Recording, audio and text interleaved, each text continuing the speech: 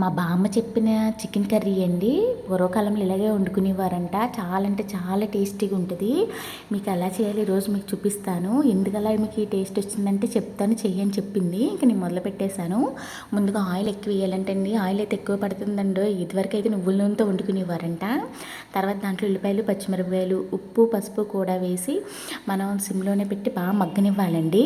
అవి సగ్గం మగ్గిపోయిన తర్వాత chicken కడుక్కోవాలండి. Chicken మనం ఇలా శుభ్రం తీసి దాంట్లోనంటండి ఉప్పు, పసుపు వేసి కడుక్కోవాలంట.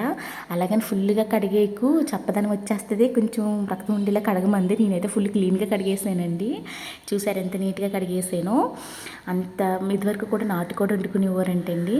ఇప్పుడు ఈ సగం మగ్గిన తర్వాత మనం క్లీన్ చేసుకున్న చికెన్ని అందులో వేసేయాలి. దీంట్లో మీరు గమనించారా, మసాలాలు ఏమీ వేయలేదండి.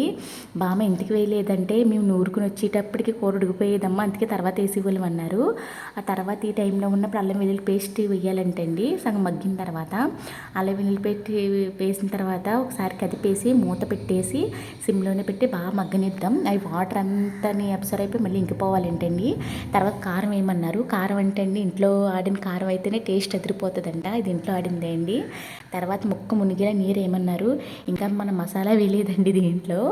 ముక్క మునిగేలా నీరు వేసిన తర్వాత శుభ్రం దాన్ని కలపమన్నారు. కలిపేసాను. తర్వాత ఇప్పుడు ఇలా బబుల్స్ వస్తున్నాయి కదా, ఇప్పుడు మసాలా నూరు పట్టేయి అన్నారు. నేను ఎక్కడ నూరుగలను మామ అంటే, అప్పుడైతే నువ్వు ఇంట్లో గరం మసాలా వేయన్నారు. అప్పుడు నేను గరం మసాలా వేసేసాను.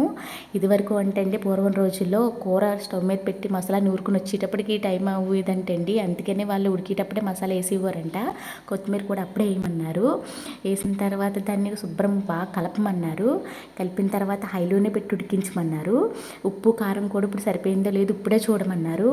తర్వాత అంతే అండి, ఇలా సగం మగ్గిన తర్వాత కొంచెం నీళ్ళుగా చూసుకున్నప్పుడే దింపేయమన్నారు. ఎందుకంటే ఇలాగైతేనే చాలా బాగుంటుంది అంటండి చికెన్ కర్రీ. ఇంకా నీళ్ళు ఉన్నాయి కదంటే ఏం పర్వాలేదు దింపేయన్నారు. ఇంక నేనైతే డౌట్గానే నేను స్టవ్ ఆఫ్ చేశానండి. స్టవ్ ఆఫ్ చేసేటప్పటికి ఒక 5 నిమిషాలు అయితే, ఒక 5 నిమిషాలు కూడా కాదండి, ఒక అరగంట అలాగే వదిలేయమంది. అలా వదిలేసాను. వదిలేసేటప్పుడు చూసారా చాలా వరకు కూడా ఇంకిపోయింది. ఇంక ఉందండి టేస్ట్ అద్భుతం.